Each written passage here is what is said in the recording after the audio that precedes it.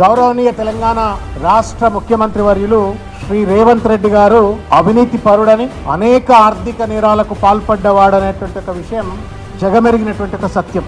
రాష్ట్రంలో ఏ చిన్న పిల్లవాడిని అడిగినా సరే రేవంత్ రెడ్డి అనగానే ఓటుకు నోటు, బ్యాగు, దొంగ, కేసులు, అవినీతి పరుడు, విచ్చలవిడి దోపిడీ అనేటువంటిది ఒక సినానిమస్ గా ప్రజలందరికీ తెలుసు ఇది రాష్ట్ర స్థాయిలో.